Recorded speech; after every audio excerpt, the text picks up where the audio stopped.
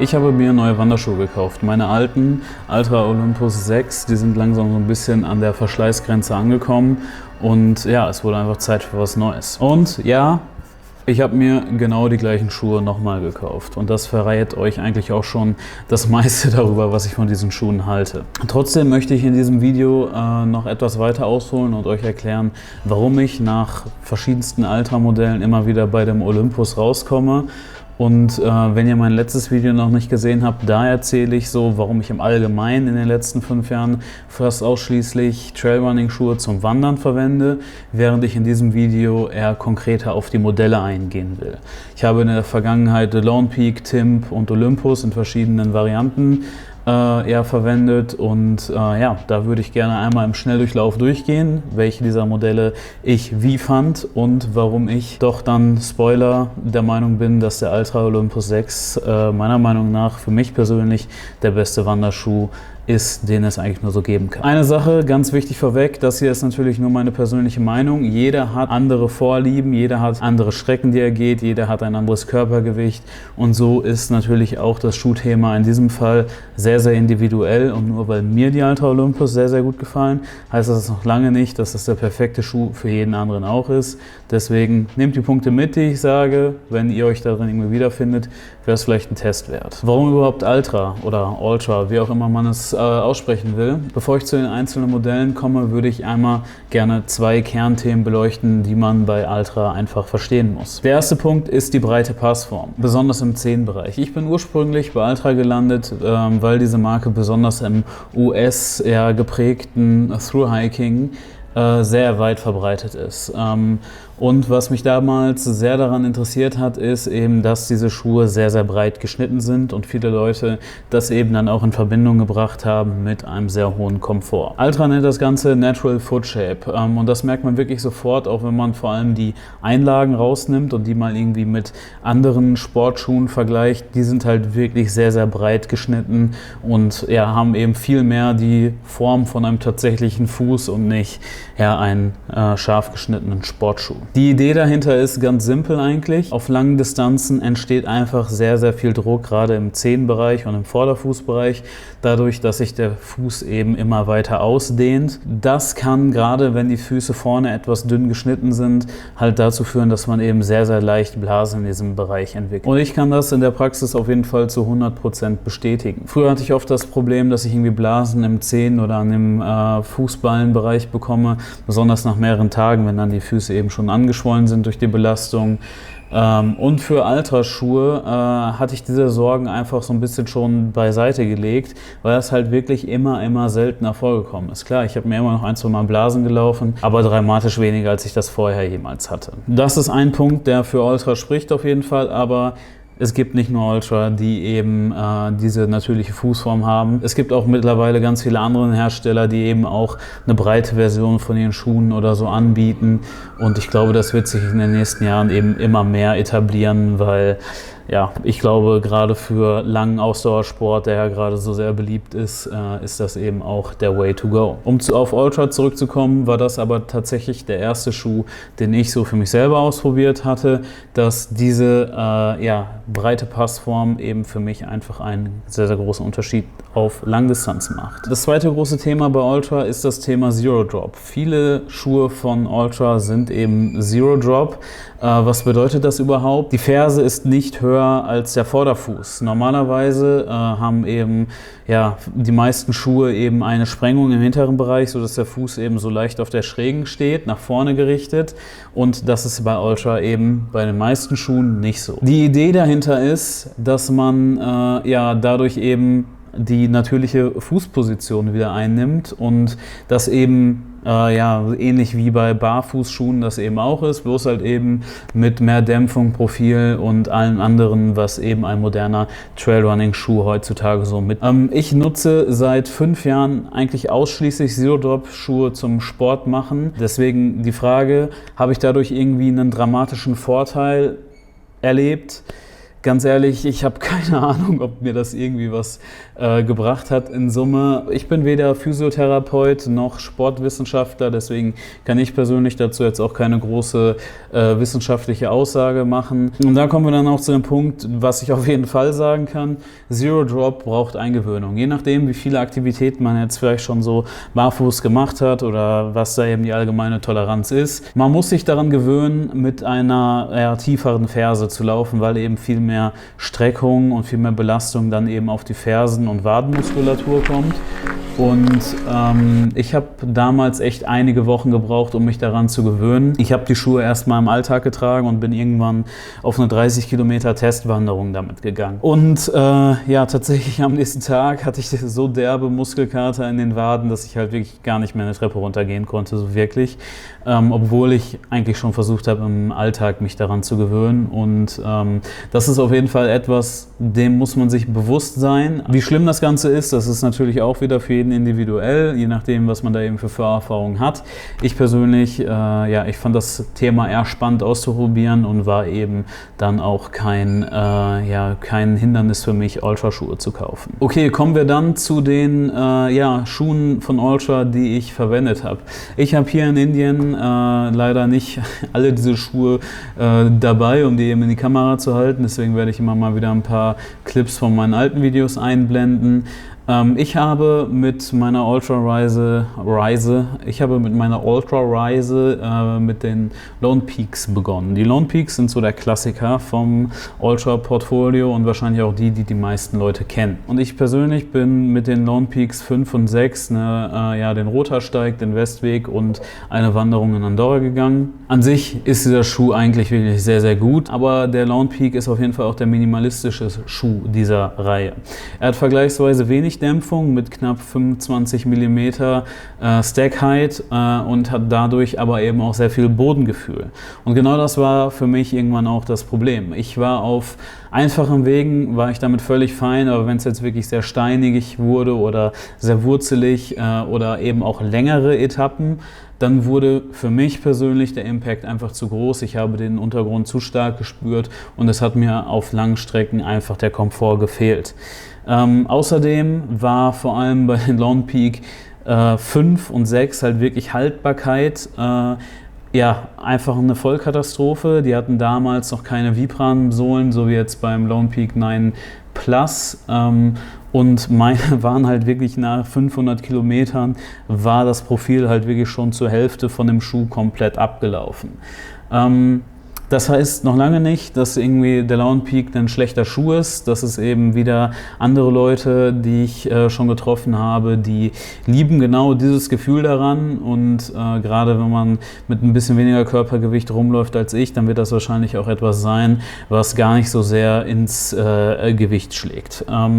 Ich persönlich habe auch dann irgendwann nochmal die Lone Peak 7 gekauft. Und das sind für mich jetzt eher so Schuhe für Roadtrips, kurze Tageswanderungen oder was auch immer, wo ich halt jetzt nicht krasse Distanzen über mehrere Tage zurücklege, ist das halt wirklich ein sehr, sehr angenehmer, leichter Schuh, den man halt für allgemeine Outdoor-Spaziergänge dann auch immer noch sehr gut verwenden kann. Genau diese Erkenntnis, dadurch, dass ich eben für längere Touren mehr Komfort und mehr Schutz und mehr Dämpfung wollte, bin ich dann eben beim Olympus 5 rausgekommen. Und als ich diesen Schuh das erste Mal anhatte, dachte ich wirklich, boah, was ist das denn? Weil dieser Schuh ist so breit geschnitten, wirklich fast wie ein Clownschuh.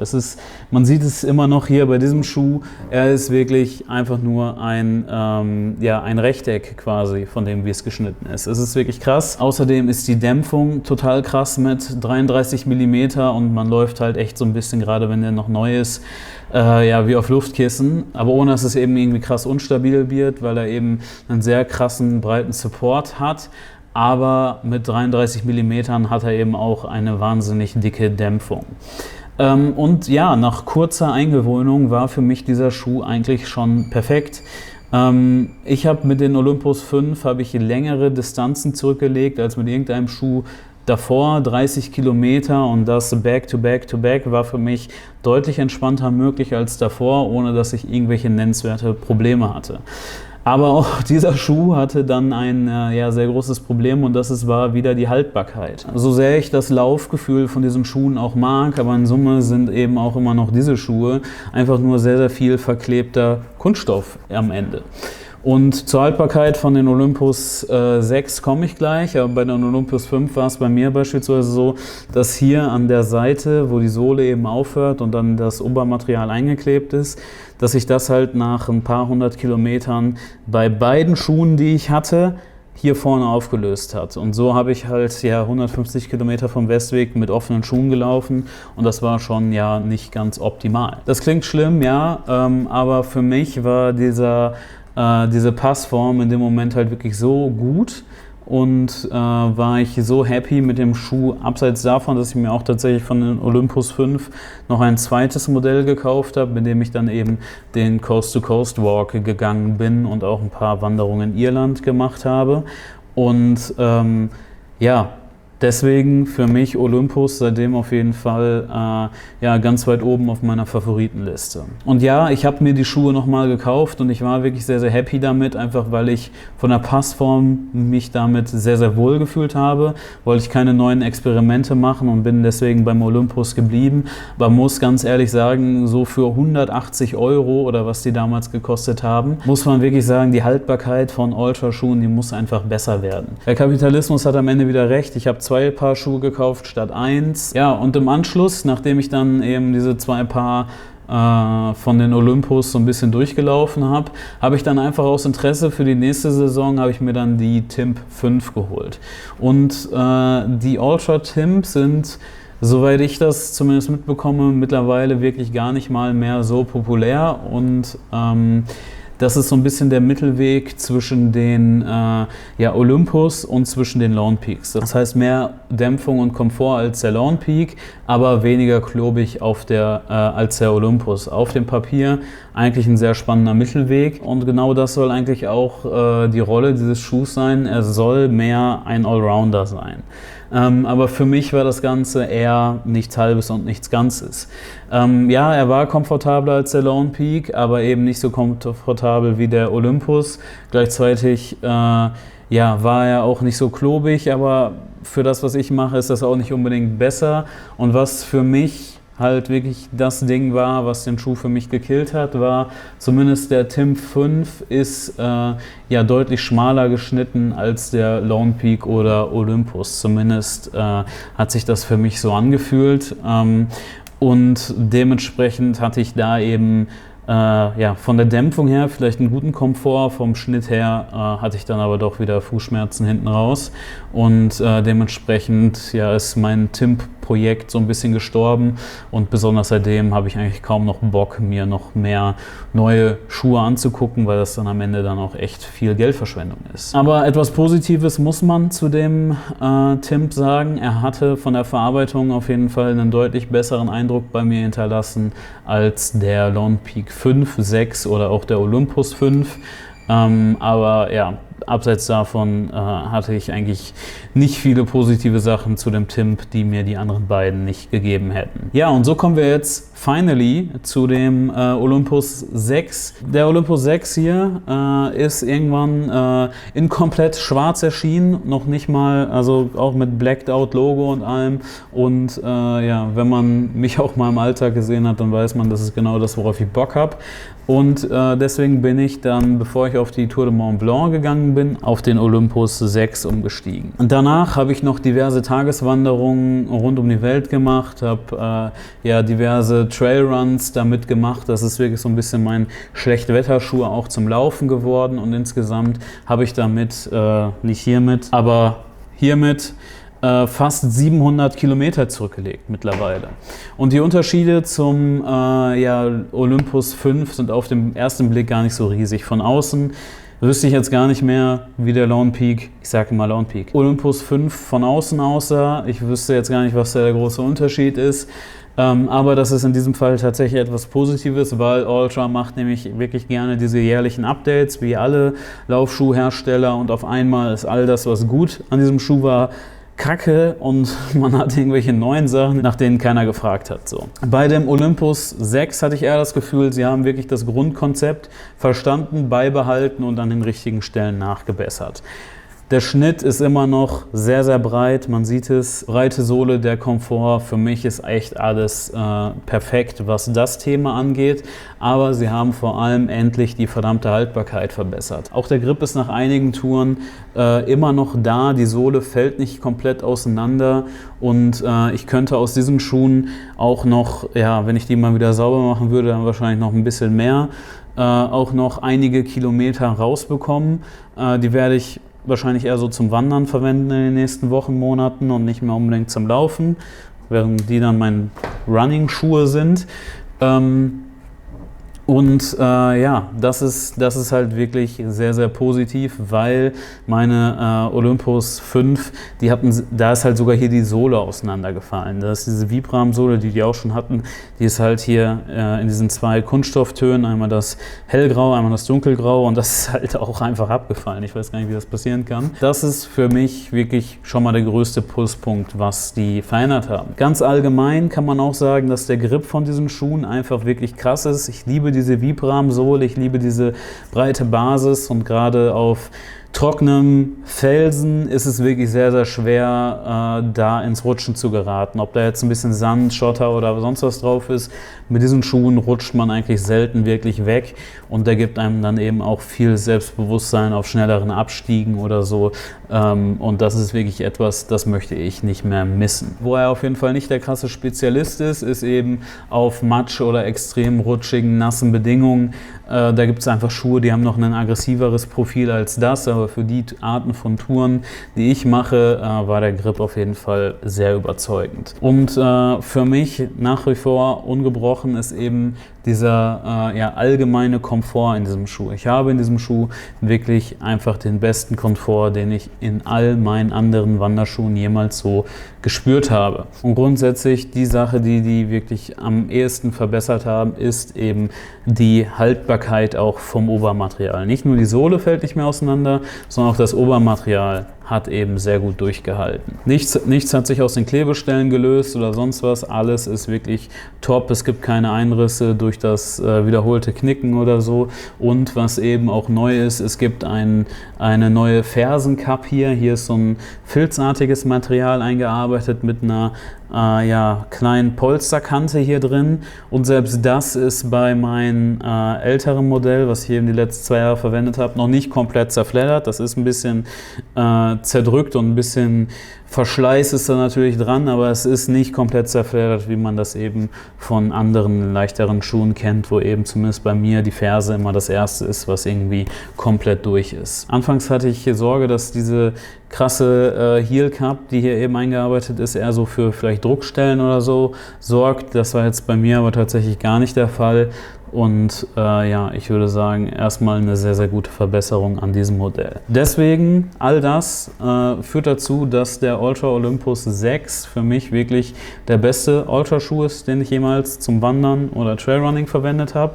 Und wirklich etwas, was ich auch immer wieder gerne empfehle für Leute, die eben nach maximalen Komfort suchen. Trotzdem ist natürlich der Olympus 6 jetzt nicht der allround perfekte Schuh. Das ist eine Empfehlung von mir, aber verglichen zu anderen Trailrunnern ist er auf jeden Fall schwerer. Er ist klobig, ist auf jeden Fall kein agiler Schuh, wo man irgendwie sehr feine Felsvorsprünge irgendwie sehr gut hochklettern kann.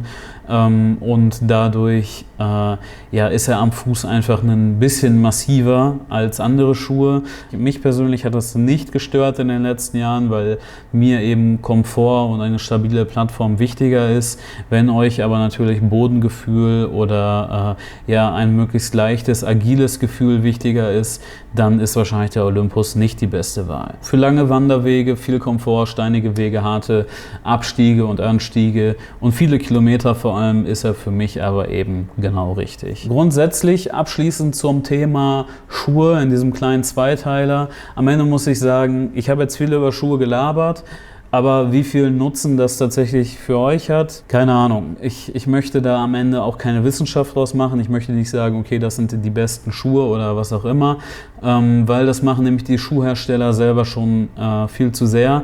Jedes Jahr kommt wirklich ein neues Modell von den meisten Schuhen irgendwie raus. Es gibt Versionen, Updates, Technologien und irgendwann wird es so schwer, diese Schuhe überhaupt noch auseinanderzuhalten. Also wenn ich mittlerweile bei Ultra auf die Seite gucke, da gibt es halt so viele Schuhe, die eigentlich für den gleichen Einsatzzweck sind, dass man sich ja teilweise überhaupt fragt, ja, was ist denn eigentlich ein normaler Schuh noch so, ne?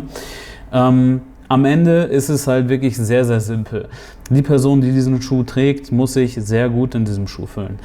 Alles andere ist zweitrangig. Ich persönlich mag diese sehr stark gedämpften, etwas klobigeren Schuhe mehr, weil mir eben Komfort wichtiger ist. Andere werden einen minimalistischeren Schuh besser finden. Ich liebe die breite Schnittweise, vor allem im Zehenbereich. Andere wollen vielleicht ein strafferes, präziseres Gefühl haben. Ich habe kein Problem mit Zero Drop, andere vielleicht schon. Ich glaube, ihr wisst, worauf ich hinaus will. Nach über 5 Jahren Ultra, mehreren Modellen ja, und einigen Problemen mit der Haltbarkeit bin ich aber wirklich wieder beim Olympus 6 rausgekommen, weil für meine Art zu wandern, das ist immer noch der Schuh, der für mich wo für mich wirklich alles zusammenkommt. Komfort, breite Toebox, Dämpfung, Stabilität und inzwischen auch eine bessere Haltbarkeit. Ich bin durch sehr viel Trial and Error, also ich habe mir wirklich in den letzten 5 Jahren irgendwie 10 Paar Schuhe gekauft, bin ich bei diesen Schuhen gelandet. Werde ich in Zukunft noch andere Schuhe ausprobieren? Ja, weil jetzt gerade, nachdem ich dieses Video gemacht habe, denke ich mir so, wieso hast du eigentlich noch nicht was von anderen Herstellern großartig ausprobiert? Und ich glaube, das werde ich in den nächsten Monaten oder Jahren dann eben auch mal machen, um zu gucken, ja, was denn auf der anderen Seite des Zauns noch so abgeht. Und meine aktuellen Olympus 6 werde ich noch so lange verwenden, wie es geht. Wahrscheinlich eher so zum Wandern, während ich zum Laufen dann meine neuen Olympus 6 verwende. Aber ich habe mir eben schon mal ein paar auf Vorrat geholt, auch wenn sie noch ein bisschen aushalten würden, einfach weil die hier in Indien eben nicht wirklich lieferbar sind. Dann allgemein noch eine kleine, aber wichtige Sache. Ich verwende in all meinen Sportschuhen oder Laufschuhen eben Einlagen. Und ich benutze jetzt neu diese Curex Run Pro Einlagen mit einem Low Profile, weil ich eben ja Borderline Plattfüße habe. Und ich bin darauf umgestiegen, weil ich eben vorher die Foot Balance Quick Fit verwendet habe und die sind eben auch eigentlich so gut wie gar nicht mehr lieferbar. Und das würde ich auf jeden Fall empfehlen, weil nämlich das Fußbett an sich von den Schuhen sonst eben nicht so viel Struktur selber mitgibt. Ist auch genau richtig, weil jeder hat zum 100. Mal eben andere Füße. Ich benutze diese Einlagen, das sind Laufeinlagen. Es gibt auch noch Hike Pro von Curex, aber diese Einlagen bieten mir eben wirklich ein Gefühl, als wären sie kaum da und haben eben dann trotzdem die Wirkung, dass ich mir die Füße nicht noch platter laufe, als ich sie sowieso schon getan habe. Aber das soll es jetzt auch wirklich gewesen sein. Schreibt mir gerne in die Kommentare, welche Schuhe ihr am liebsten zum Wandern verwendet, und wenn ihr gerade noch auf der Suche seid, dann sind vielleicht die Ultra Olympus 6 auch für euch die richtigen Schuhe, besonders wenn euch eben Komfort sehr, sehr wichtig ist. Vielen Dank für die Aufmerksamkeit, bis zum nächsten Mal und ciao.